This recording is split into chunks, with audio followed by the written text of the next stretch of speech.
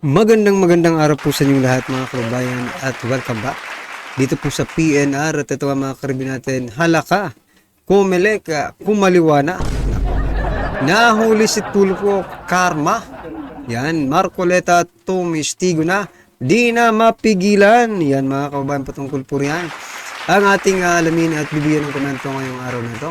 Pero bagong lahat, kung di ka pa po napag-subscribe sa ating munting channel, please don't forget to subscribe at palike na rin po ng video ito. Maraming salamat po. At yan mga kababayan, huwag din po natin kalimutan. Ito yung kaibigan po natin sa baba, yan, Your News PH. Nasa description po ang link na kanyang channel. Please subscribe na rin po. Maraming salamat. At ito na nga, simulan na po natin to. Sawa na ang bayan ko sa magnanakaw na tao.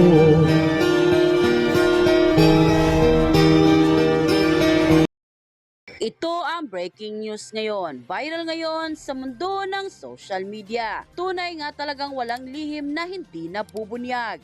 Matapos di umano ang samot-saring mga investigasyon na ginawa nila Congressman Dante Marcoleta sa di umano'y pagtakbo ni Erwin Tulfo bilang senador sa darating na midterm election. Mukhang mabubulilyaso pa ata matapos maungkat ang katotohanan sa pagkatao nito. Nagimbal nga ang karamihan sa ating mga kababayan sa mga di umano'y revelasyon ni Sagip Party List Representative Rodante Marcoleta. Matapos halos balatan ng buhay sa naging pagdinig ang representative na si Erwin Tulfo patungkol sa tunay at di umano'y totoong pagkatao nito. Pero bago tayo magpatuloy mga kapanig, kung bago ka pa lamang sa aming channel, ay huwag kalimutang mag-like, subscribe at i-click ang notification bell para mas maging updated ka pa lalo sa lahat pa ng mga bagong videos na i-upload namin. At ito na nga mga kapanig, kailangan nabulilyaso sa isang pagdinig ang representative ng ACT-CIS Party List na si Erwin Tulfo matapos ngang isiniwalat ni Congressman Rodante Marcoleta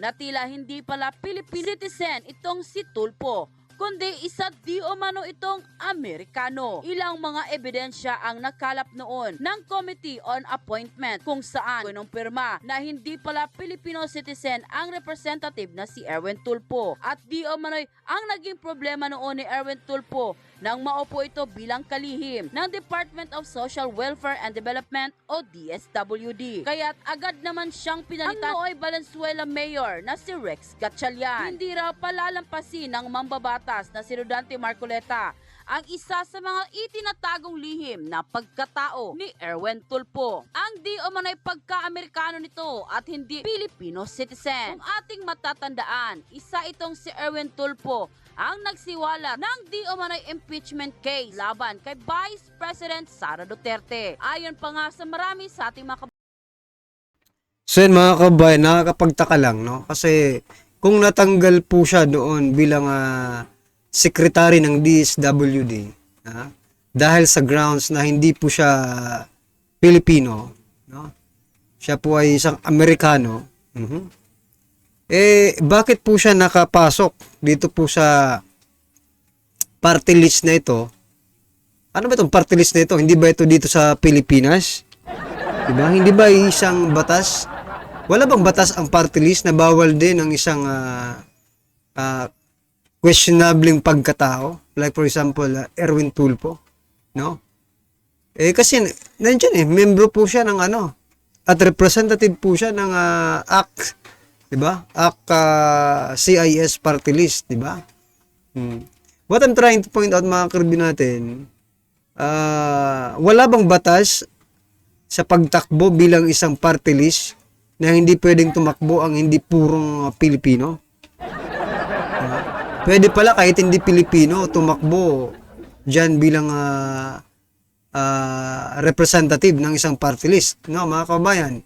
Kasi nakapasok itong si Erwin Tulfo. Ngayon, gusto ko lang i-connect, no? Kasi itong si Alice Go, mga karibin natin, mayor po siya, no? Tinanggal po sa pagka-mayor kasi questionable rin yung kanyang pagkatao. So, yung batas ba na in-apply doon kay Alice Go is not applicable dito po kay Erwin Tulfo? no? Kasi mas mataas po ang ang representative kaysa po sa sa mayor, di ba? Oh. Is it not applicable, no?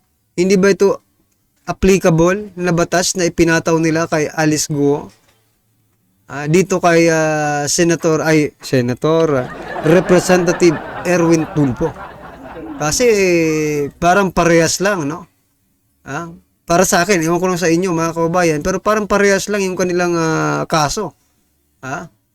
Well, anyway, ano pong inyong masasabi dyan?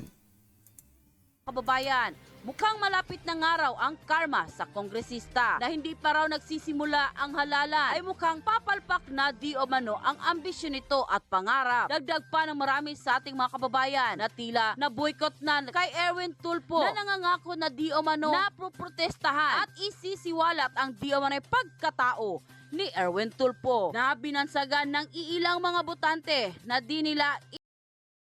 Well, anyway, mga karibin natin, base po sa history ng pamumulitika ng mga Tulfo sa ating bansa. So, yan. Kasi kayo po ang nakakaalam, no? Lahat naman tayo nanonood ng mga balita. Kung kayo po ang tatanungin, sa nangyayari po sa mundo ng politika, sa pangalan ng Tulfo, no? Mamaya sasabihin natin kung ano po yung mga nagawa. Pero ito muna. Tanungin ko po muna kayo, kung kayo po itatanungin ngayon, no? I-disqualify nyo po ba si Erwin Tulfo? Kasi nga po hindi siya purong Pilipino, no? At may mga ebidensya nagsasabi na siya po ay Amerikano. So, are you still going to let him run or to disqualify Erwin Tulfo this coming midterm election, no? Ito po yung sinasabi natin na history ng mga Tulfo, mga kababayan, in terms of politics, no? Ito ang pinakamatindi, At I think alam naman ito ng lahat, no? Yung nangyari po sa Lotto. Yan po ang number one na kinaiinis, kinagagalit ng ating mga kababayan sapagkat bigla na lang pong nag-stop, no? Yung investigasyon dyan sa Lotto, no? Napaka-exciting pa naman noon kasi sinasabi niya ng yung kapatid nito si Raffy Tulfo na magpapa-lie detector test, 'di ba? Mahilig po sa diyan Mahilig po si Raffy Tulfo ng lie detector test. What I'm trying to point out mga kababayan, magkapatid po ito sila. Maaari magkaiba po sila ng pananaw sa buhay pero magkapatid po ito sila, no? Yan po ang gusto kong sila po ay magkapatid.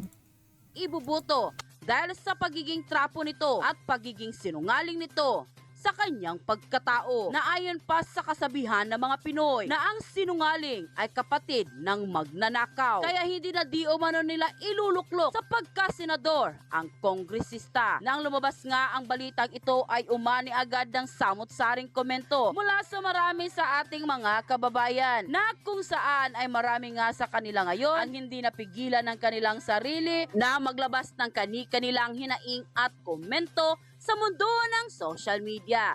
At ayon pa sa kanila, yung pinatanggal mo, Erwin, sa 4-piece ang mga single mother.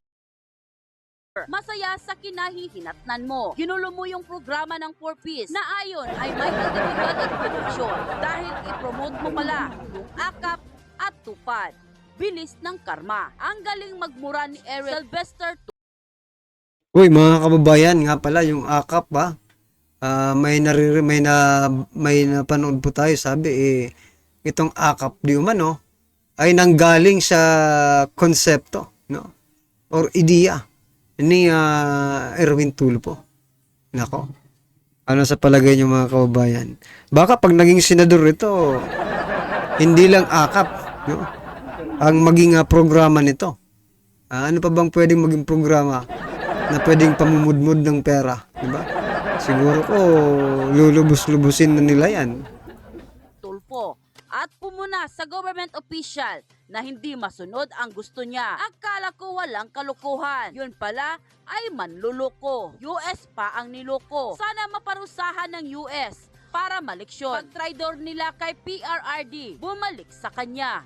I-disqualify na. Kung i-disqualify nga siya sa paglabag niya sa ilalim ng Omnibus Election Code Section 68, saka lang ako maniniwala na may pangil at sungay ang COMELEC sa pagpapatupad nila ng batas. The bottom line is hindi siya mapagkakatiwalaan. Kung nagawa niyang mangloko, paano pag senador na yan?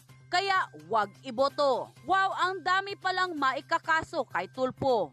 Ngayon ko lang nalaman ang ginawa niya. At kung paiirali ng batas, talagang may paglalagyan siya. End quote. Nag-iingat ang mga kongresista.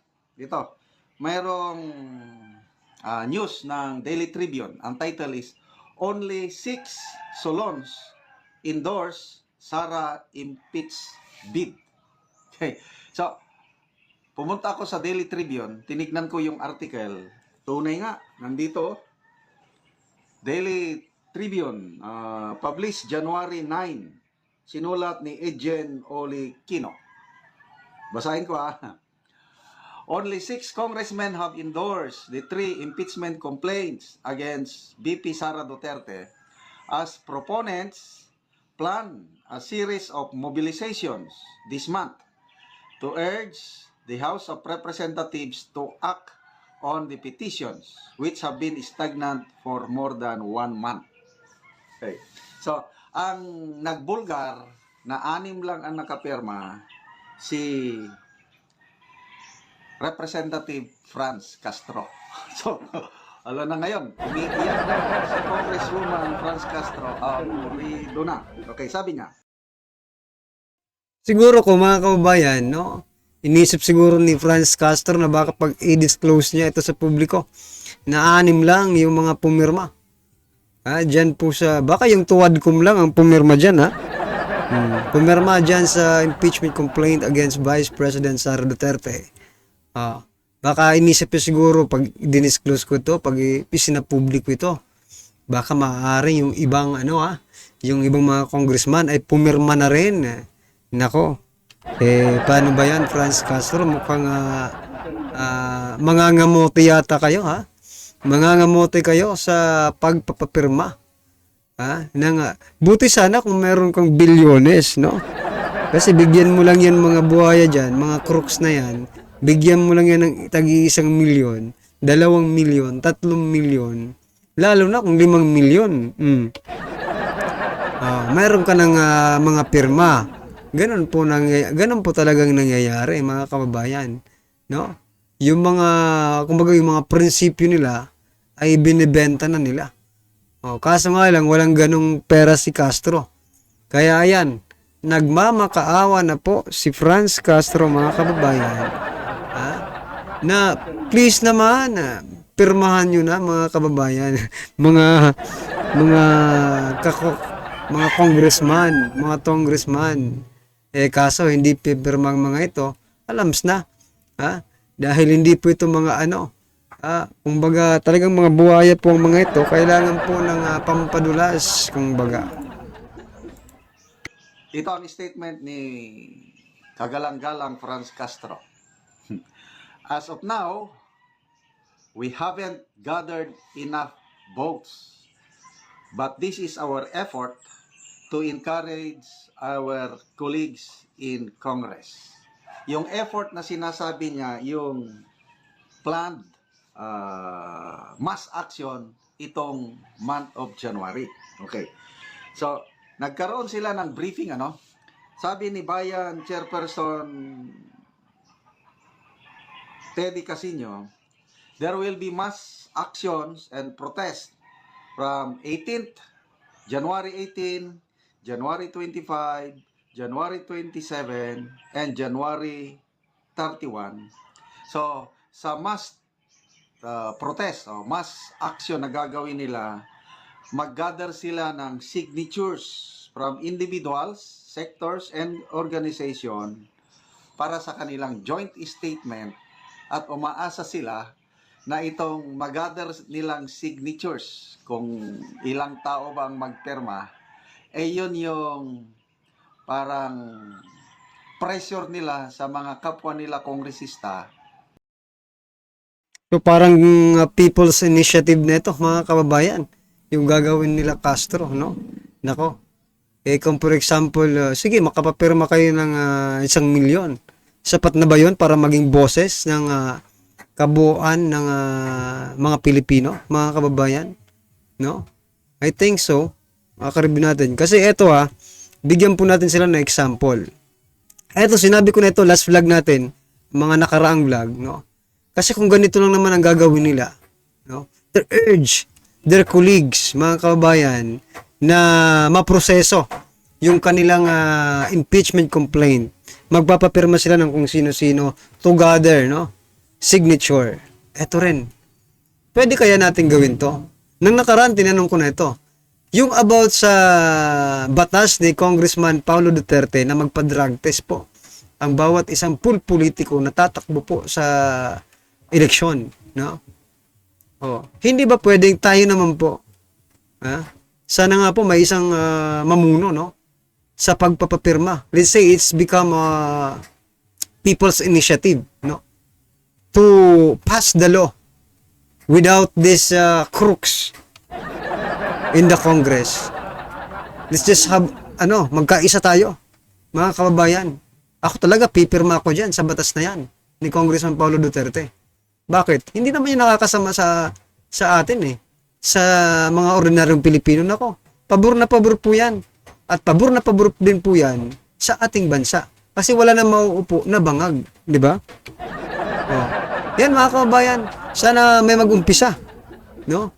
Kasi sabi sa mga comment ng last vlog ko, pwede yan sir. Naku, wag niyo po akong tawagin sir. It's only an idea, no?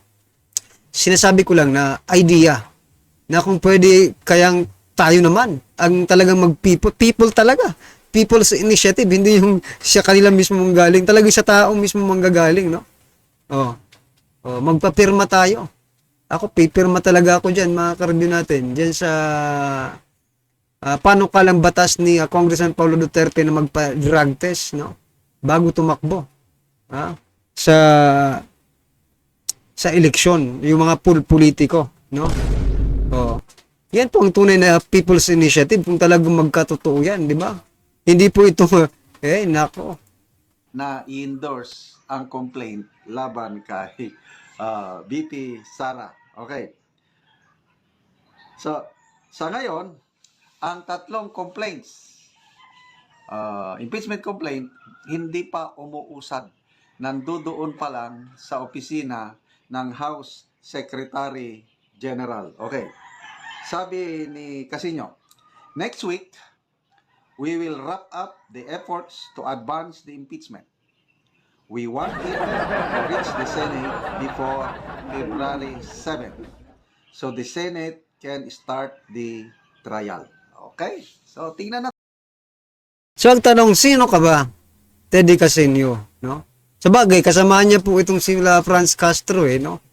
But what I'm trying to point out, sino ka ba ngayon? Wala ka namang posisyon sa ating gobyerno. But anyway, you have still your allies, no? Dito sa Kamara, sila Franz Castro, Raul Manuel, lahat ng Makabayan Black at saka iba pa, no? So, yan. Nirarap up na po nila, minamadali na nila kasi mag-eleksyon na, baka hindi na po sila makaupo, no? Yan ang kinakatakutan ninyo Baka hindi na kayo makaupo sa susunod na eleksyon, di ba? Hindi na kayo manalo. Kaya ngayon, you have to wrap up, no? You have to make it faster, fastest. Kayo na ang pinakamata. Sige, gawin nyo lang. Sabihin na natin, mabilis pa kayo sa kidlat. Ang tanong dyan, may impeach ba talaga si Vice President Sara Duterte? Dyan sa mga complaint na yan? Mapapahiya lang kayo. Mismo, di ba? COA, nagsasabi, walang anomalya. Yung iba pang mga political analyst, sinasabing, wala naman talagang grounds for impeachment. Ito ay drama-drama lang, mga kababayan. Well, anyway, ano po ang inyong opinion, reaction patungkol po sa video ito, i-comment lang po sa baba. Para at least alam po ng ating mga kababayan ang inyong opinion, reaksyon. Maraming salamat po. Yan mga karibin natin, don't forget to subscribe and like this video, pati na rin po yung kaibigan natin dito sa baba. Your News PH, nagbibigay po yan at nag-share din po ng mga mahalagang updates dito sa ating bansa. Maraming salamat po.